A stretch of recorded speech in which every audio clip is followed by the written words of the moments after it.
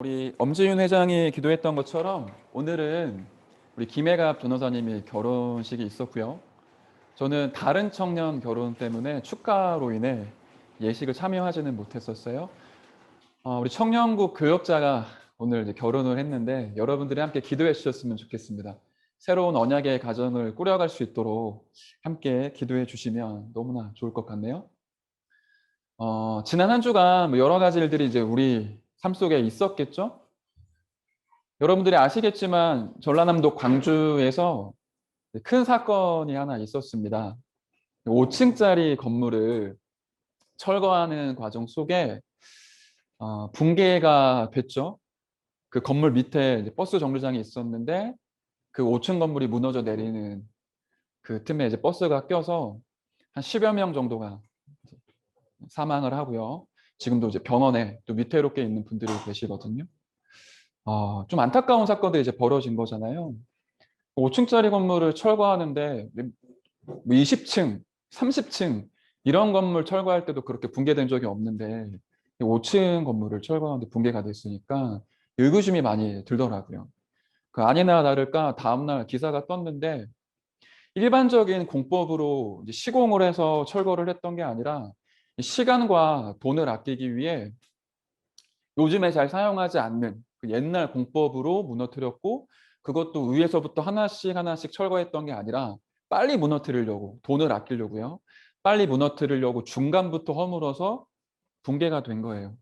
그 결과는 고스란히 사망 사고로 이어지게 됐거든요. 근데 이게 이번 주 강단 말씀과 저는 연관이 있다고 생각이 들더라고요. 우리의 인생도 마찬가지거든요. 그 눈앞에 있는 것만 보거나 지금 내가 편안해지기 위해 어떤 이익을 추구하기 위해 빨리빨리 또 많은 것들을 한 번에 이루려고 하면 오히려 많은 것들을 놓치고 쉽게 무너질 수도 있습니다. 하나님이 저와 여러분의 인생을 복음으로 새롭게 하시고 재창조하시면서 그 순간의 이득, 그 순간의 쾌락, 그 순간의 편안함에 취하지 않게 우리 인생 전체를 복음을 누리는 인생으로 설계를 해주셨죠. 그래서 우리의 인생은 100년의 응답을 누리게 됩니다. 우리가 죽고 나서도 우리가 살아왔던 모든 인생의 걸음들은 우리 후대에게 이 영적인 유산으로 남게 되죠. 여러분들이 아마 그런 생각하실 수도 있는데 여러분의 부모님을 보실 때 내가 저 부분은 진짜 닮고 싶다. 반대로 저런 부분은 내가 진짜로 닮기 싫다. 그런 부분들이 있으실 거예요.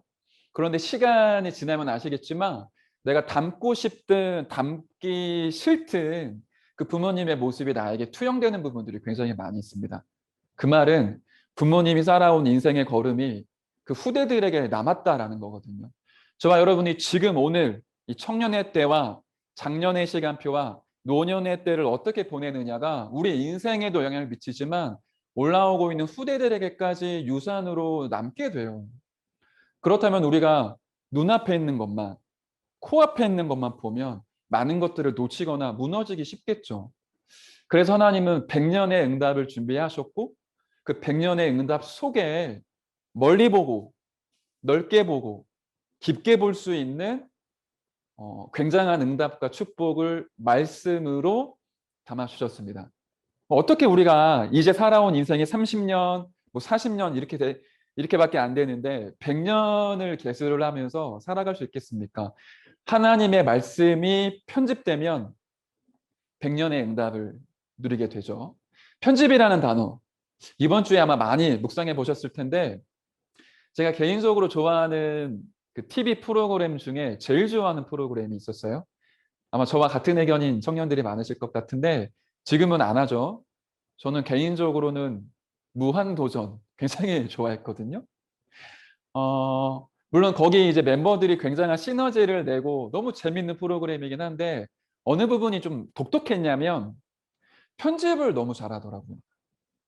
그러니까 그 사람을 웃기거나 감동 주는 포인트를 편집해서 자르고 붙이고 거기에 자막 입히고 이런 부분들을 굉장히 잘하더라고요.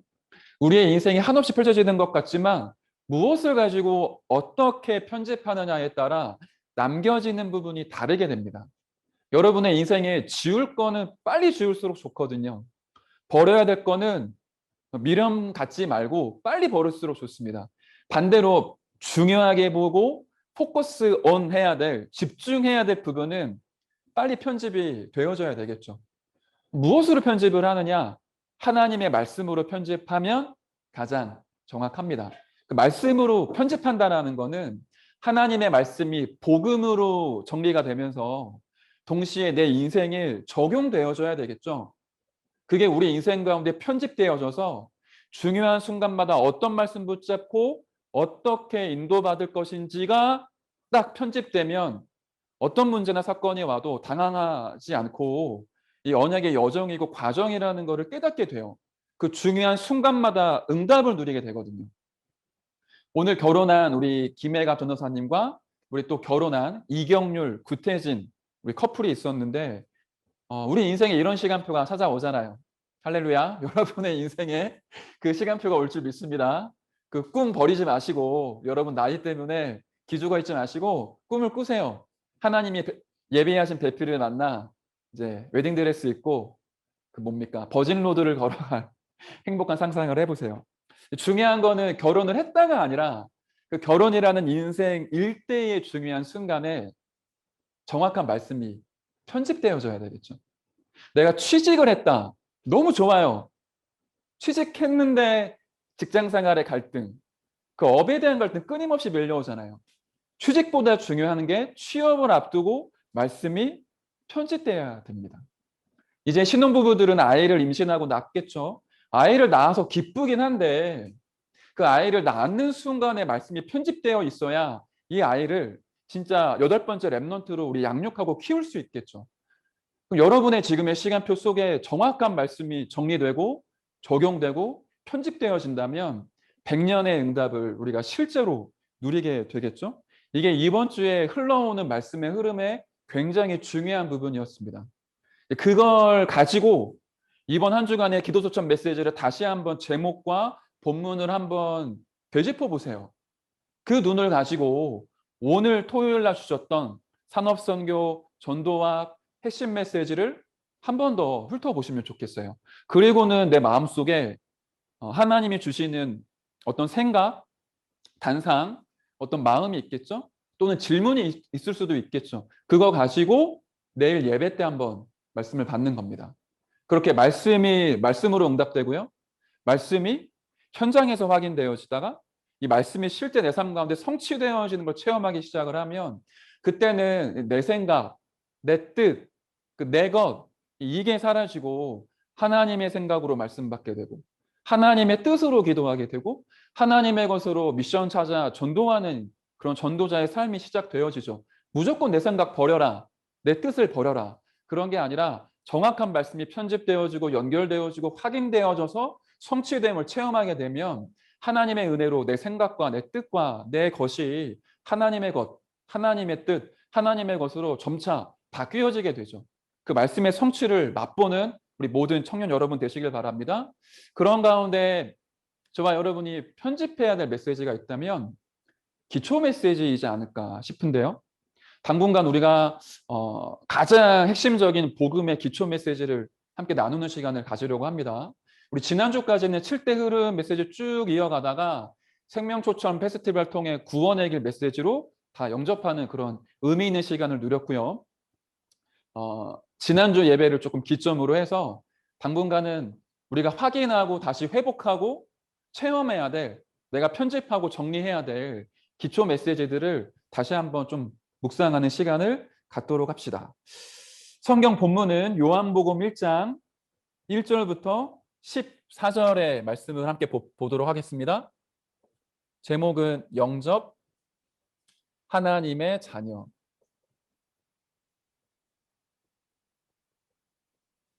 성경 본문이 요한복음 1장 1절부터 14절입니다.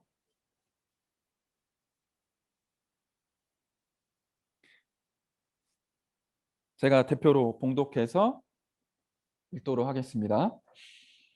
태초에 말씀이 계시니라. 이 말씀이 하나님과 함께 계셨으니 이 말씀은 곧 하나님이시니라. 그가 태초에 하나님과 함께 계셨고 만물이 그로 말미암아 지은 바 되었으니 지은 것이 하나도 그가 없이는 된 것이 없느니라. 그 안에 생명이 있었으니 이 생명은 사람들의 빛이라. 빛이 어둠에 비치되 어둠이 깨닫지 못하더라. 하나님께로부터 보내심을 받은 사람이 있으니 그의 이름은 요한이라. 그가 증언하러 왔으니 곧 빛에 대하여 증언하고 모든 사람이 자기로 말미암아 믿게 하려 함이라. 그는 이 빛이 아니요 이 빛에 대하여 증언하러 온 자라.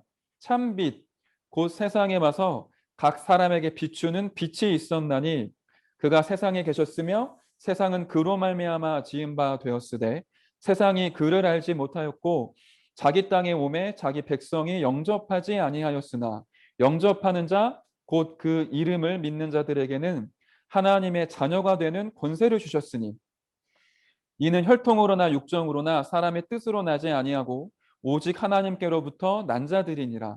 말씀이 육신이 되어 우리 가운데 거하심에 우리가 그의 영광을 보니 아버지의 독생자의 영광이요 은혜와 진리가 충만하더라. 아멘. 오늘 영접에 대한 메시지를 함께 여러분과 나누려고 합니다. 한 5개월 정도를 우리 청년국이 캠프로 인도를 받아왔었어요. 교회 안에 교족부에 등록되어 있는 청년들 한 사람 한 사람에게 전화하고 또 카톡도 하고 그분들이 원하면 예배로 인도해서 시스템으로 연결하는 그런 캠프를 진행해 왔었습니다. 예상했던 것보다 굉장히 많더라고요. 전체 인원이 한 1,200명 정도 됐었고요. 그중에 이제 여러 가지 이유로 지금 교회를 떠나 있거나 지역으로 이동한 사람들을 조금 빼니까 약 한 900명에서 1,000명 정도가 임마누엘 서울교회 청년으로 등록이 되어 있어요. 나이대가 좀 넓죠. 20살부터 40세. 물론 대학생 제외하고요. 그 정도의 나이 스펙트럼으로 보니까 한 1,000명 정도의 청년이 있더라고요. 그 1,000명에서 이제 빠진 저는 교회를 이동했고 지역을 이동했습니다.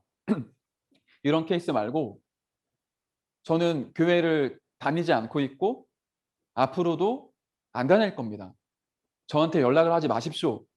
저는 종교가 싫습니다. 이런 뉘앙스로 대답한 케이스가 약 한 60명 정도가 돼요. 제가 그 명단 받고는 일일이 다 한번 확인을 해봤거든요. 교적부 들어가서 어디에 살고 있는지, 혹시 부모님이 누구신지, 인도자가 누군지. 그러니까 안타까운 거는 부모님이 우리 교회 중직자 분인 경우도 있어요. 그러니까 중직자분의 자녀인데 나는 예수를 안 믿어요. 엄마가 끌고 가니까 교회를 등록을 했지. 저는 교회를 다닌 적이 없어요. 하나님을 안 믿어요. 이런 케이스도 좀 있었고요. 많지는 않아요. 소수인데 있었어요. 또 어떤 케이스는 친구가 인도자 이름 보니까 제가 아는 청년이에요. 그러니까 친구가 데리고 온 거죠. 그런데 안타깝게 그 인도한 청년, 그 청년이 지금 교회를 안 다니고 있고 그런 흐름 속에 나름대로 전도했다고 하는 청년도 지금은 교회를 거부하는 상황. 이런 경우들을 확인을 한 겁니다. 제가 곰곰이 이제 생각을 해봤어요. 아마 청년들이 전화할 때 좀 힘들었겠죠. 우리가 보이스피싱도 아닌데 마치 그 보이스피싱하는 사람과 같은 취급받거나 그 뭐라 그러지? 텔레마케팅 같은 그런 느낌 들었을 테니까. 제가 주목했던 부분은 과연 이 친구가 임마누엘 서울교회를 적어도 한두 번은 왔었을 텐데 과연 이 친구가 구원을 받았겠는가? 저는 여기가 주목되더라고요. 아마 친구가 데리고 올 때는 이런 상황들이 있었겠죠. 이 친구가 힘든 거라 상황이. 뭐 돈 때문에 힘들고 여자 때문에 힘들고 뭐 부모님 때문에 힘들고 직장 때문에 힘들고 너무 힘든데 내 주변에 교회 다니는 이 친구가 조금 신앙생활 잘하고 뭔가 안정된 것 같아요. 그 친구 따라 한번 교회를 가볼까? 나도 교회를 가면 조금 인생이 달라질 수 있을까? 뭐 어떤 그런 기대를 가지고 친구 따라 교회를 왔겠죠. 교회를 왔으니까 등록을 했고요. 0주차, 1주차 때 새가족 교육 받으면서 메시지를 듣고 영접을 했었을 거예요. 우리 교회는 영접을 무조건 일단 1주차에 반드시 초청을 하기 때문에 영접을 하라고 하니까 했겠죠. 근데 막상 그렇게 영접하고 예배를 드리는데 뭔가 모르게 내 마음에 또는 내 영혼에 부딪히거나 감동이 되거나 바뀌는 부분들이 아마 없지 않았겠는가. 그러다가 시간이 흐르니까 자연히 이제 교회와 멀어지고 바쁜 일, 좋은 일, 뭐 안 좋은 일, 시급한 일, 여러 가지 일 때문에 친구 따라가던 그 교회마저 안 가게 되다가 한 2년, 3년 지나서 이제 그 교회 다니는 청년이 전화를 하니까 신경질이 이제 났겠죠. 제가 이제 그런 보지는 못했지만 상황들을 이제 유추해 보면서 아, 이 영접 그리고 구원 이 가치를 우리 청년들이 한 번 더 확인을 해야 되겠다. 그런 마음을 좀 받게 됐습니다. 또 지난주에 그 영접 메시지를 전달하면서도 이걸 한 번의 메시지로 끝나지 않고 우리 청년들이 내가 갖고 있는 구원, 내가 진짜 영접하여 바뀐 내 상태, 그 결과로 올 수밖에 없는 축복, 이거를 아는 정도가 아니라 실제로 체험하고 누릴 수 있도록 끊임없이 메시지를 공급해야 되겠구나. 그런 마음이 들었어요.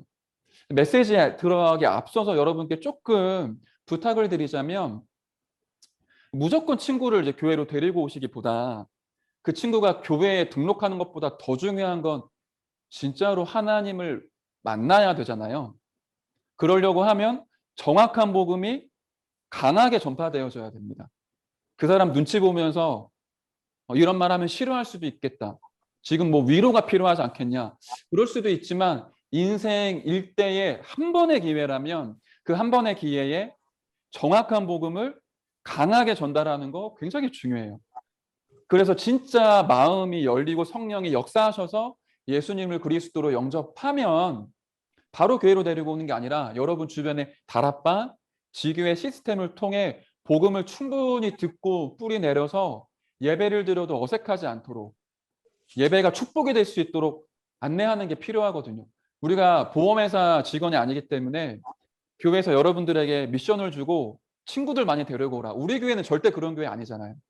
진짜 중요한 건 여러분이 마음이 안타까워서 이 친구를 교회로 데리고 오시겠지만 그 안타까운 마음을 기도로 담아 이 친구가 진짜 복음을 듣고 하나님을 만나 새 생명을 얻을 수 있도록 내가 메시지를 준비하고 이 친구에게 진짜 복음을 전달해서 예수님을 그리스도로 영접할 수 있도록 안내하는 게 너무너무 중요합니다.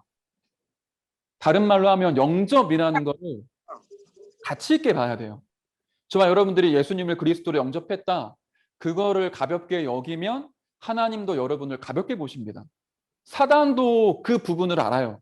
내가 영접과 구원이라는 걸 가치 없게 본다라는 걸 하나님도 아시지만 더 무서운 건 사탄이 알아요. 그러면 당연히 내가 사탄을 심부름 시켜야 될 신분인데 예수님을 그리스도로 영접해서 구원받았지만 사탄에게 심부름을 당하게 되지 않습니까? 우리가 가진 모든 축복들을 송두리째 빼앗기는 결과로 맺어지게 된단 말이죠. 그렇기 때문에 내가 받은 구원과 영접의 비밀이 무엇인지 아는 것 굉장히 중요해요. 편집되어져 있어야 되고 적용되어져야 됩니다. 오늘 서론 없이 바로 한번 얘기를 해볼게요. 여러분들이 배우고 확신한 바에 의해 여러분들이 알고 있는 구원의 기준이 무엇입니까? 우리 다락방 특히 영접을 강조를 많이 하거든요. 그러다 보니까 어떤 결과가 조금 있냐면 영접 기도를 하면 구원 받았다 이렇게 얘기하는 케이스가 조금 많아요. 분명히 말씀드리지만 행위로 구원을 기준을 정할 수가 없습니다. 영접 기도를 했기 때문에 구원 받았다? 그렇지 않죠. 그래서 교회 안에 구원을 못 받았는데 구원을 받았다라고 착각하는 사람들이 있고요. 분명히 구원 받았는데 구원의 축복을 몰라서 거짓처럼 살아가는 사람들이 굉장히 많아요. 여러분 한번 스스로 되짚어 보십시오. 여러분이 구원 받았다라고 확신하는 기준이 무엇입니까? 그게 성경적이어야 되고 복음적이어야 되고 하나님이 아셔야 돼요. 내가 부모님 따라 교회를 다녔기 때문에 구원받았겠지. 내가 지금 예배를 드리고 있기 때문에 구원받았겠지. 내가 기도를 하고 있기 때문에 구원받았겠지. 내가 그날 그 엄마 통해 영접 기도하라고 해서 영접 기도를 했기 때문에 구원받았겠지. 뭐 제가 딱 단정 지을 수 없지만 그게 기준이 되면 구원을 못 받았는데 착각하는 결과일 수도 있습니다. 영접 기도라는 행위가 저와 여러분에게 구원을 주지 않아요. 영접과 제가 영접 기도라는 행위를 좀 나눈 거예요.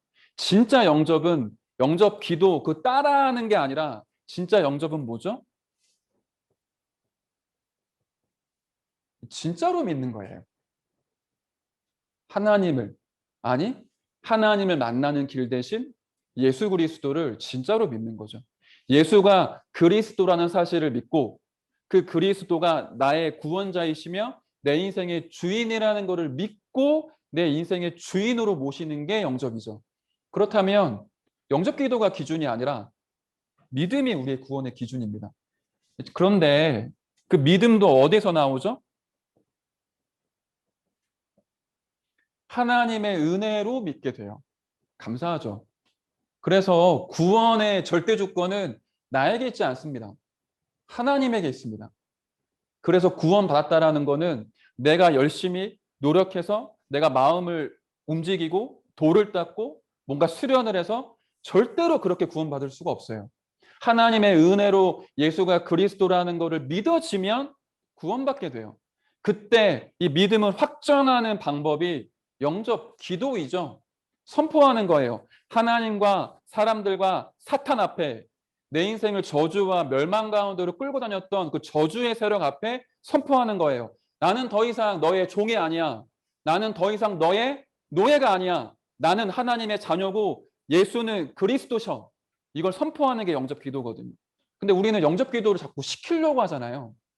그 부분이 자칫 오해되면 교회 안에 영접 구원을 못 받았는데 착각하는 사람과 구원을 받았지만 이 영접의 축복과 비밀을 몰라서 영적인 거지로 살아가는 사람들을 많이 생산해내게 됩니다. 믿는다라는 건 또 어떻게 믿는 거냐? 지, 정, 의를 가지고 믿어요. 이걸 전인격적인 믿음이라고 얘기를 하죠.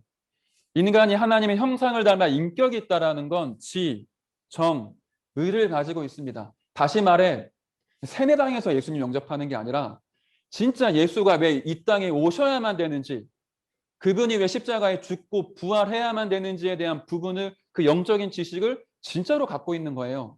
그거 말씀으로 듣고 내게 지식으로 쌓여져서 내 마음, 감정이 움직여질 때 내가 고백하고 믿게 되죠. 의지를 가지고. 또 지, 정, 의를 가지고 믿게 될 때 영접이라는 부분이 나에게 축복으로 누려지게 됩니다. 자, 그러면 우리가 믿는데 무엇을 믿습니까? 내용이 굉장히 중요하잖아요. 앞서 말씀드렸지만 막무가내로 믿으라가 아니라 예수가 그리스도라는 사실을 믿고요. 그분이 내 인생의 모든 인류의 구원자시라는 것을 믿는 거죠. 여호와 하나님 믿는 종교 많습니다. 기독교만 믿는 거 아닙니다. 천주교도 여호와 하나님 믿어요. 유대교도 믿거든요. 이름만 알라로 바꿨을 뿐이지 모슬렘, 이슬람교도 하나님 믿어요. 그래서 하나님을 믿기 때문에 구원받는 게 아니라 하나님을 만나야 구원받죠. 하나님 만나는 유일한 길이 마호메트가 아니고 마리아가 아니고 석가 공자가 아니고 예수이기 때문에 그리스도로 오신 예수를 진짜 믿을 때 하나님을 만나 구원받게 됩니다. 그래서 우리의 이 구원의 내용과 믿음의 내용은 예수가 그리스도라는 그 영적 사실이고요. 그 그리스도를 내 인생의 구원자로 믿을 때 우리가 영접 축복을 누리게 되죠. 조금 더 우리 풀어서 보자면 이 세상이 절대 불가능하구나. 내게 와 있는 문제가 너무 큰데 절대 불가능하구나. 지난주에도 우리 영접 메시지를 하면서 청년들이 찾고자 하는 길, 답 이런 부분들을 함께 나누었는데 이 시대의 청년들 얼마나 힘들고 어렵습니까? 사실 청년이라는 것 자체가 변화가 굉장히 심하거든요. 제가 2008년도 때 제 나이 이제 27살이었던 것 같은데 그냥 평범한 하루였었어요. 근데 아침에 눈 뜨고 이제 일어났는데 어머님이 못 일어나시더라고요. 어머님이 이제 아프신 거예요. 아침밥도 이제 못 차려 주시고 침대에 누워 계시길래 제가 한 9시 좀 넘어서 제가 전복죽 같은 건 못 끓이니까 죽집 가서 전복죽 사오고 이제 어머님께 드렸죠. 어머님이 너무 힘들어 하시는데 그 전복죽 먹고는 조금 힘내셔서 앞에 있는 병원에 이제 가신 거예요. 그냥 뭐 감기, 몸살 뭐 이런 건 줄 아셨던 것 같아요. 병원에 가셨는데 1시간쯤 있으니까 엄마한테 전화가 오더라고요. 너무 어머님이 덤덤하게 태영아 병원에서 엄마가 뇌출혈이래. 여기서 진료가 안 돼서 더 큰 병원에 간다고 하는데 절대로 그 마음에 걱정하지 말고 집에 있어. 이렇게 얘기하시는 거예요. 근데 그렇게 얘기를 하는데 너무 덤덤하게 얘기를 하시니까 제가 한 번도 상상해 본 적 없었던 얘기거든요. 저도 모르게 그냥 전화를 끊었어요. 전화를 끊고 소파에 한 20초 동안 그냥 앉아 있었어요. 멍해갖고. 그러다가 태범이가 이제 제 동생이 무슨 일이냐고 해서 야 엄마가 뇌출혈이래. 이렇게 얘기하고는 저는 정신을 못 차리는데 제 동생이 저 이제 멱살을 끌고 차를 태워갖고는 그 엄마가 이송되는 병원으로 이제 급히 이제 간 거예요. 그게 27살 때 드디어 이제 우리 집안에 이제 질병의 문제가 우리 부모님께 찾아왔던 시간표였거든요. 그날 이후로 이제 어머님이 투병 생활이 시작이 됐었어요. 그리고 32살에 이제 아버지가 1년 정도 수병 생활을 하시다가 이제 먼저 돌아가셨고요. 그 이후에 우리 어머님이 좀 치유되다가 다시 뇌출혈이 재발돼서 또 병원 생활을 좀 오래 했었죠. 제가 27살, 20대 이제 중반 지나고 나서부터는 병원이랑 너무 가까워졌었어요. 거의 뭐 병원에서 살았다 봐도 과언이 아닐 만큼. 근데 이런 일들이 우리 인생에 찾아오는데 청년의 시간표 때 많이 오거든요.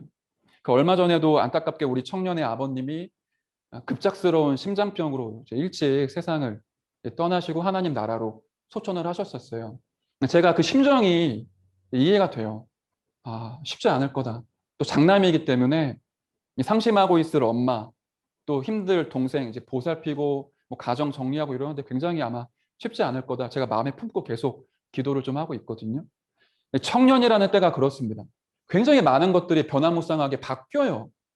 이전에 부모님이 내 인생의 안식처였고 버팀목이었는데 이 시간표를 지나면 내가 부모님을 오히려 이제 보호하고 내가 부모님을 이제 어떻게 이제 부양하는 시간표로 바뀌거든요.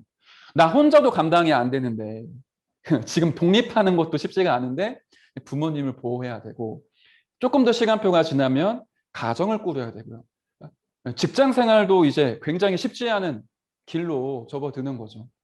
그게 청년이라는 시간표입니다. 그때 저와 여러분이 자칫 잘못 세상과 나와 환경을 바라보게 되면 미궁과 혼란 가운데 빠지게 되거든요. 세상을 정확히 봐야 됩니다. 이렇게 봐야 돼요. 절대 불가능이다. 왜 그렇죠? 하나님의 말씀을 불순종하고 불신앙한 것이 죄 중에 가장 큰 죄입니다. 그 죄는 반드시 재앙으로 연결이 됩니다. 죄의 삭슨 사망이라고 말씀하셨거든요. 그 죄를 가진 인간은 반드시 영적으로 영원히 죽게 되죠. 그 결과가 무엇이죠? 지옥 가는 게 아니라 이 땅에 있으면서 지옥처럼 살다가 지옥으로 향하게 되죠. 내가 원하지도 않는데 꼭두각시 노릇을 하게 돼요. 사탄에게. 다시 말하면 노예 생활을 하게 되죠. 이 근본 문제를 통해 인간에게 수없이 많은 문제들이 밀려오는데 해결이 안 되는 거예요. 제가 누누이 말씀드리지만 정신문제 가진 사람들이 바라고 꿈꾼 적이 없거든요. 나는 공황장애를 한번 가져봐야겠다. 나는 정신분열 한번 느껴봐야겠다. 그렇게 상상하고 기도한 사람 없어요. 근데 찾아오잖아요. 내가 진짜 꿈꾸는 이상형의 가정, 내가 꿈꾸는 그런 이상적인 직장 분명히 있으실 거거든요. 그런데 인생에 그렇게 가집니까? 그렇지가 않잖아요. 불신자들이 끊임없이 행복을 위해 달려가는데 그 행복을 찾을만 하면 신기루처럼 사라지고요. 또 다른 행복을 찾아 막 뛰어서 잡으려고 하면 또 사라지게 되고 끊임없이 다른 박질을 하는데 길과 답을 찾지 못하고 있잖아요. 성경은 얘기하거든요. 절대로 해결되지 않는다. 인간의 의지와 노력과 행위 가지고. 그래서 하나님이 유일하고도 완전한 답을 주셨는데 절대 불가능을 절대 가능으로 바꾸는 답이죠. 근본 문제 세 가지, 이 문제를 통해 올 수밖에 없는 모든 저주와 재앙을 완전히 무너뜨리는 유일한 길이 있는데 그분이 바로 그리스도이지 않으십니까? 참 제사장으로 이 땅에 오셔서 십자가에 죽으시고 부활하셨어요. 그의 십자가의 죽으심은 모든 죄를 사하시고 그 죄에 묶여있던 나를 자유케 하는 그 축복이었죠. 그리스도 예수 안에 있는 자에게 결코 정죄함 없다. 생명의 성령의 법이 죄와 사망의 법에 묶여있던 너를 해방했다라고 말씀하고 계시고 그 일을 예수가 이루신 거 아닙니까? 그 결과로 하나님 만나지 못해 방황과 불행 가운데 빠져있는 우리에게 예수 그리스도가 하나님 만나는 길이 되셨죠. 요한복음 14장 6절에 보니까 내가 곧 길이요 진리요 생명이니 나로 말미암지 않고는 아버지께로 올 자가 없다. 그 일을 그리스도가 이루셨죠. 사단에게 노예되어져 있던 나를 해방시킨 모든 마귀의 일을 십자가에서 부활하심으로 완전히 멸하신 그 이름 그리스도 아닙니까? 요한일서 3장 8절. 저는 우리 청년들이 매일 하루에 한 번은 묵상해 보셨으면 좋겠다라고 생각해요. 여러분이 신앙생활에 안 되어지는 게 특별한 문제 때문에 그렇겠습니까? 저는 여기에 거의 모든 원인이 있다고 생각하거든요. 하나님의 말씀이 안 믿어져요. 왜 그렇죠? 영적인 상태가 하나님과 떠나 있어요. 그러니까 사단에게 심부름을 시켜야 되는데 사단에게 심부름을 당하죠. 그 상태로 열심히 노력하는데 됩니까? 신자의 축복을 못 누리고 있는데 내 상태를 바꾸려고 해도 잘 안 돼요. 그때 몸부림치는 게 아니라 참 제사장, 참 선지자, 참 왕 대신 그리스도 이름 부르기만 해도 하나님이 역사하십니다. 영적 사실이거든요.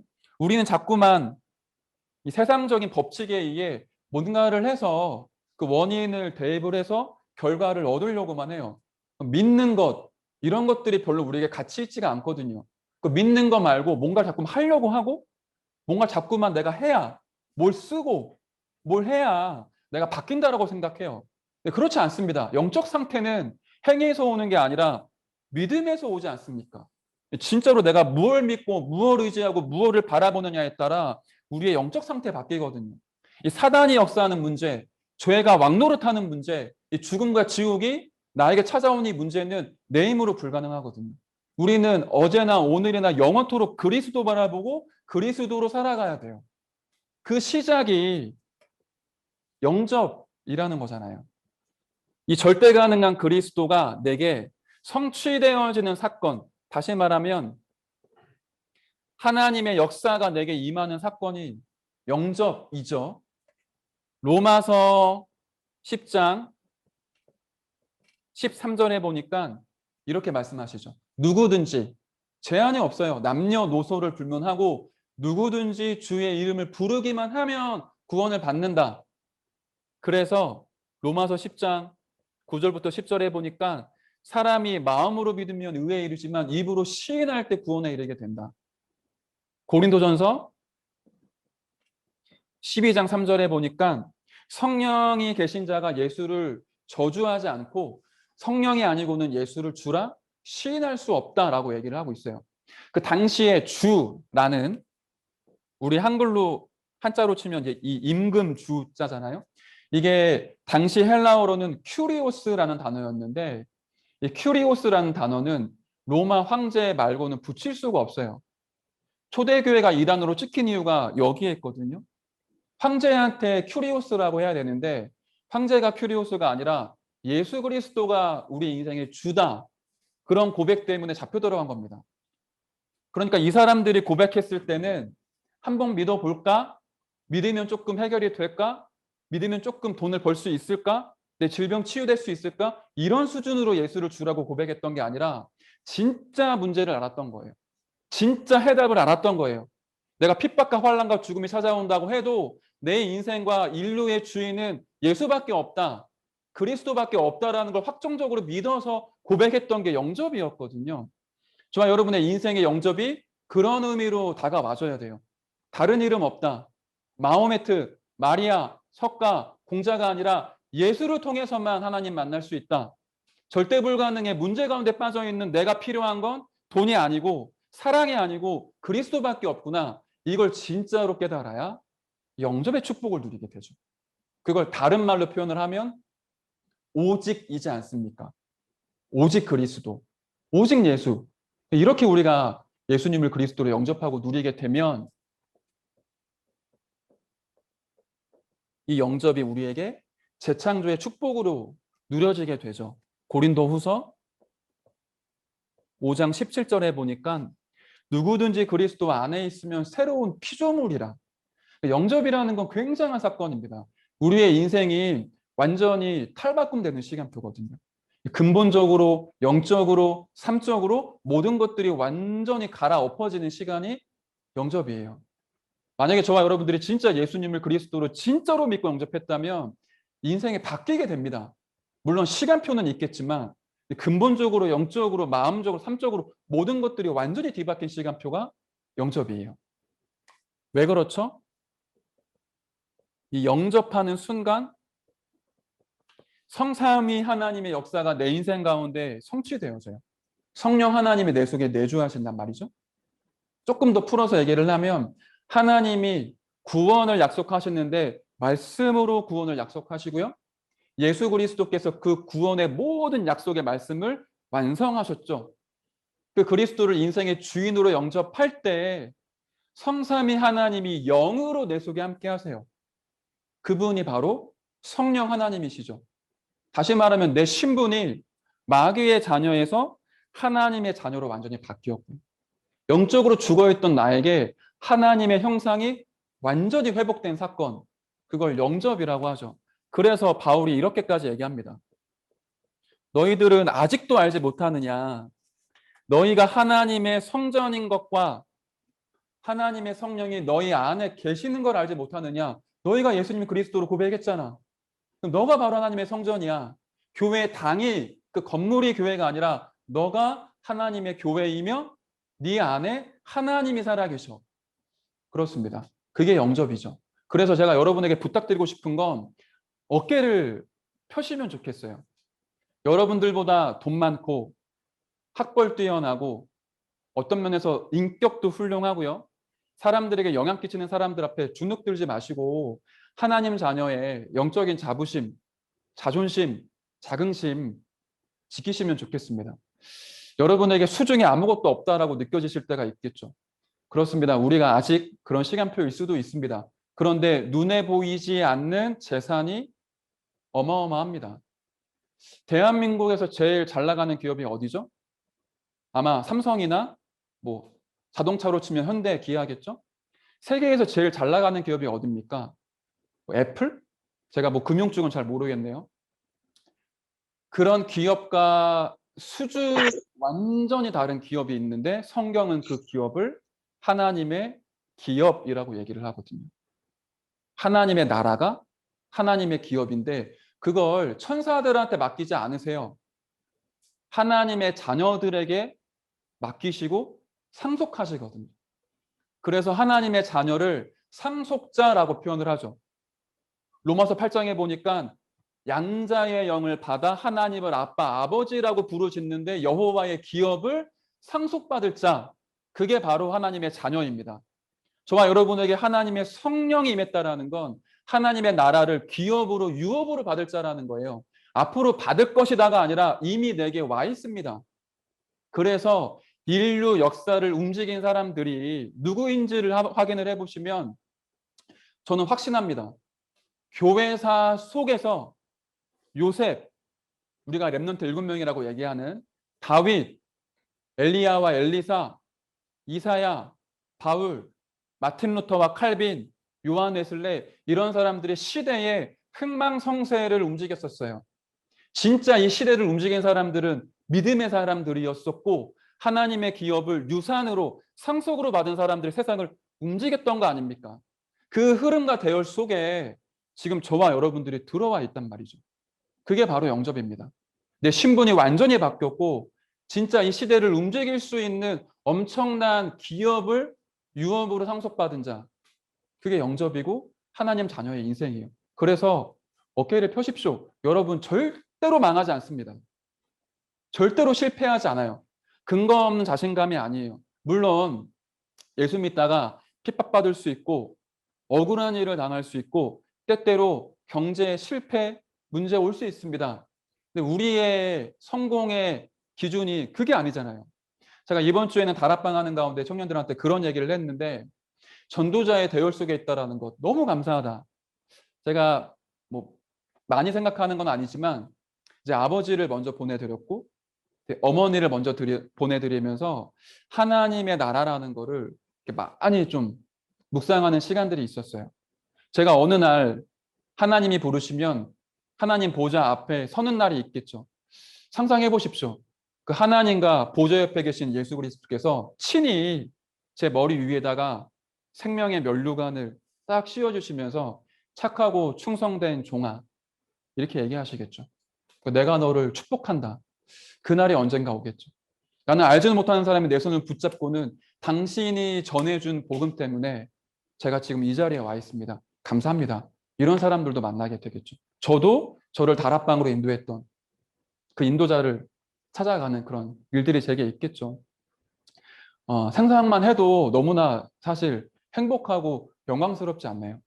시대를 움직일 뿐만 아니라 하나님의 나라를 실제로 누릴 신분으로 우리가 바뀌어진 게 된 것이 영접이다. 또 그 정도가 아니고요.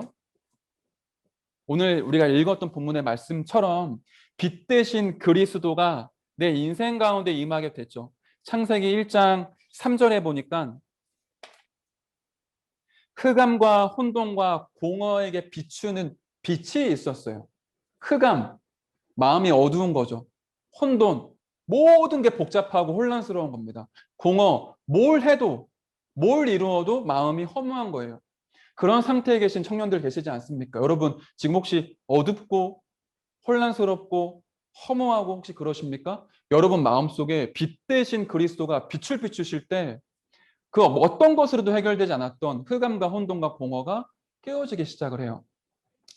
어, 제가 지난주에 우리 이제 영접 메시지 할 때 우리 간증하는 요한 형제 있었죠? 굉장히 이제 중요한 포럼들, 이제 간증들 함께 나눴었는데 제가 우리 진우 형제한테 그런 부탁을 했었어요. 간증자 세울 때 두 가지만 조금 참고해 달라. 첫 번째, 간증할 때 내가 예수를 믿었더니 뭐 이렇게 됐고 저렇게 됐고 너무 막 잘 됐다. 그러니까 예를 들면 예수 믿어서 돈 많이 벌고 질병 치유되어지고 내가 뭐 인생이 풀리고 이런 간증은 안 했으면 좋겠다. 두 번째, 내가 이런 걸 했더니 내가 뭐 이런 걸 했더니 이렇게 되더라. 그것도 아니었으면 좋겠다. 첫 번째는 예수 믿는 동기를 얘기하는 거죠. 많은 사람들이 예수를 종교 생활화 하면서 따라가요. 예수를 좀 믿으면 인생 풀릴 수 있겠다. 돈 많이 벌 수 있겠다. 내 인생이 조금 팍팍하다가 조금 뭔가 변화될 수 있겠다. 그게 초반의 동기가 될 수 있지만 그게 우리 인생의 신앙의 동기가 되면 안 되거든요. 두 번째는 나의 의를 얘기하는 거죠. 내가 이런 걸 했더니, 기도를 했더니, 예배를 드렸더니, 전도를 했더니, 헌금 많이 드렸더니 그것도 종교의 하나이죠. 나의 의를 주장하는 거기 때문에. 그런데 정확히 얘기를 하면 예수님을 그리스도로 영접하면 살아나게 되죠.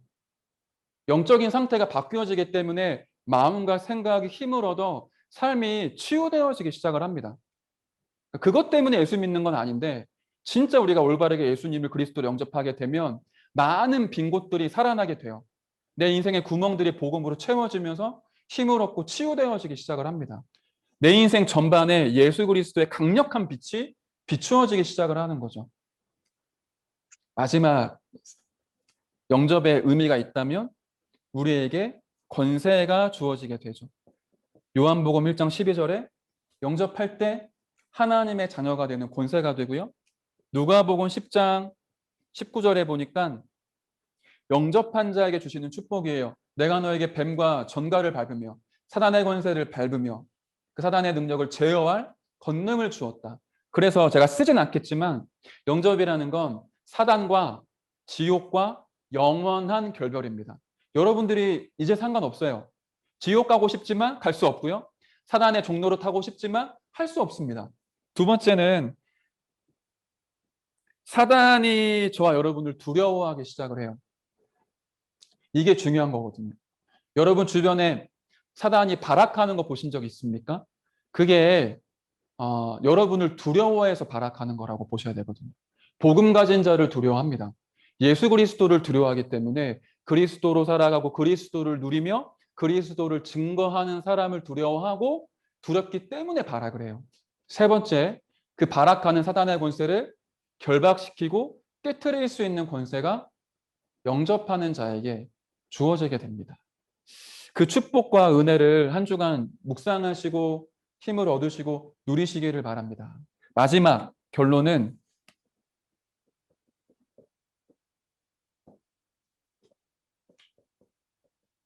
뭘 해야 된다라는 게 아니라 여러분과 제가 하나님의 자녀입니다. 아까도 중간에 말씀드렸지만 우리 영적인 자존심, 자긍심, 자부심 있을만 하거든요. 세상 사람들을 보면서 침 흘리거나 세상과 나를 비교하지 마시고 절대 가능한 그리스도를 가진 절대 가치가 있는 나의 신분과 권세와 상태를 확인해 보셨으면 좋겠어요. 무작정 근거 없는 그런 자존심, 자긍심을 얘기하는 게 아닙니다. 하나님의 나라를 소유한 천국 백성이라는 거예요. 여러분의 인생을 내가 계획하고 내가 만들어가는 것 같지만 하나님의 절대 주권 안에서 하나님이 인도하시고 하나님이 만들어 가십니다. 그 축복과 은혜를 날마다 확인하시고 누리는 모든 파수꾼 청년 여러분 되시길 바랍니다. 제가 기도하고 말씀을 마치겠습니다. 하나님 감사드립니다. 예수가 그리스도라는 정확한 사실을 알고 믿고 영접하여 하나님의 자녀의 축복을 실제로 누리게 하여 주옵시고 우리가 무엇을 하기 이전에 내가 누구이며 내게 와 있는 축복이 무엇인지를 확인하고 그걸 가지고 살아갈 수 있도록 하나님이 성령으로 역사하여 주옵소서. 감사를 드리며 살아계신 예수 그리스도의 이름으로 기도드렸습니다. 아멘.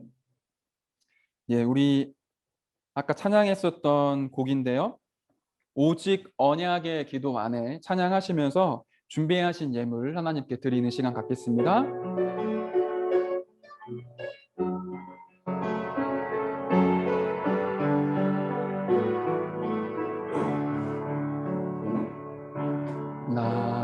나의 무는 것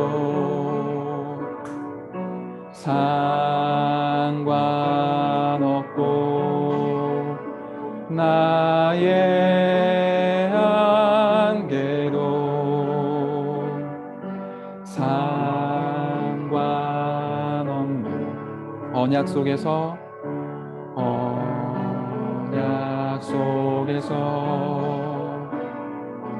내 모든 것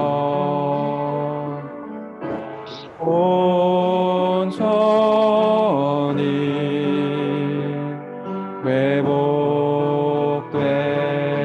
회복되리라. 주 안에 불가능이 없고 주 안에 모자람이 없네. 기도 속에서 늙지 못함 전혀 없네. 주 안에 성취됨이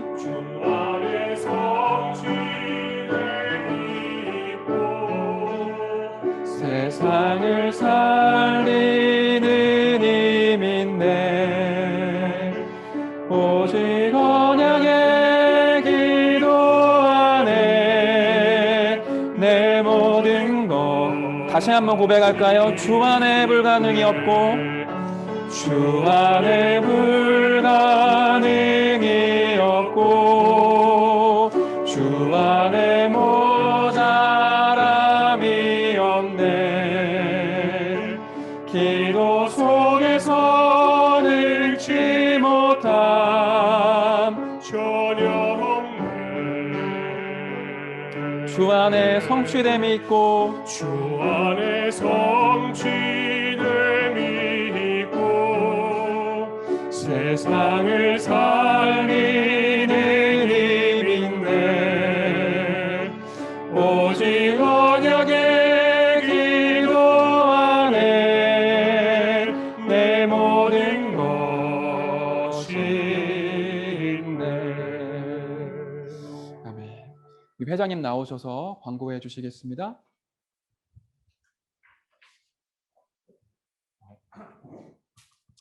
네, 파수꾼 청년국 예배에 오신 여러분을 환영합니다. 특히 이 시간 세가족으로 들어오신 분이 있다면 더욱더 환영하겠습니다. 오늘 앞서 전도사님이 말씀 주셨던 것처럼 청년국에 두 커플이 결혼이 있었습니다. 안양지교에 담기고 있는 이경률, 구태진 청년과 그 다음에 저희 청년국에서 같이 사역을 하고 계신 김혜가 전도사님의 결혼식이 있었습니다.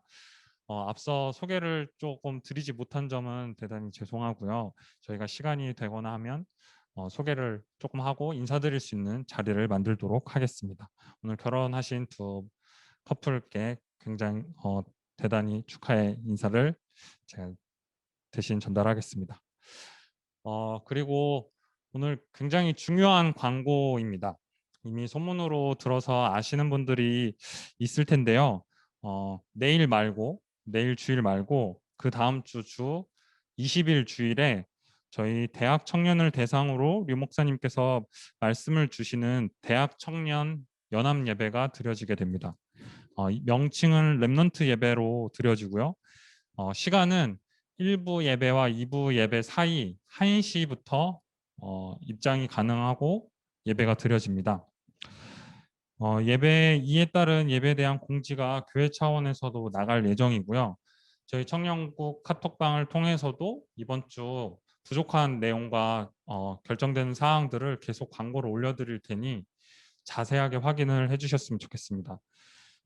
이미 예배 신청은 끝났기 때문에 이번 주는 이제 예배가 없잖아요. 그래서 다음 주 그러니까 돌아오는 월요일에는 이와 관련된 예배 신청 포인트가 저희 예배 신청하는 사이트 안에 대학 청년국 예배를 신청하는 창이 따로 생길 예정입니다. 그 창에서 확인을 꼭 하시고 선택을 하셔야 됩니다. 그리고 1부, 2부 사이에 드려지는 예배인 만큼 청년들의 이동 동선들이 조금 어렵기 때문에 청년 예배 신청을 하시면 1부 예배와 2부 예배를 동시에 신청하실 수 있습니다. 그래서 1부 예배는 장소는 좀 다르게 이동이 되겠지만 2부 예배는 분당을 드린다거나 아니면 1부 예배는 분당에서 드리고 대학 청년 예배를 들어가신 후에 2부 예배는 원네스홀이나 비전홀로 이동하시는 이런 동선들이 짜여지게 됩니다. 꼭 청년국 카톡방에 광고 올라가는 걸 확인을 부탁드립니다. 그래서 이런 자세한 내용들, 사항들은 주중에 저희 청년국 카톡방을 통해서 계속 광고를 드릴 예정이니 꼭 확인하셔서 예배 20일부터 시작되는 대학 청년 연합 예배, 렘넌트 예배에 유 목사님이 저희 청년회 때 그리고 대학회 때 직접 메시지를 주시는 시간인 만큼 모든 청년들이 함께 예배의 축복을 누렸으면 좋겠습니다. 네, 이상입니다. 전도사님 나오셔서 헌금 기도와 축도로 예배 마치도록 하겠습니다. 네, 기도하겠습니다.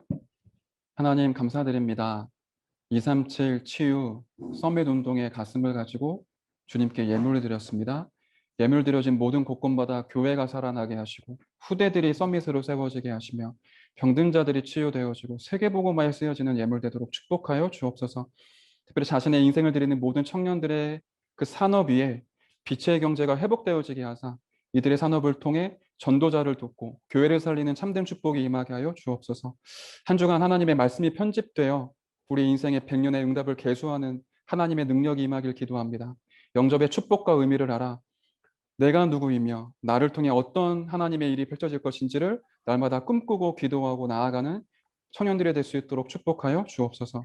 감사를 드리며 살아계신 예수 그리스도의 이름으로 기도드렸습니다. 아멘. 유기도문으로 예배를 마치겠습니다.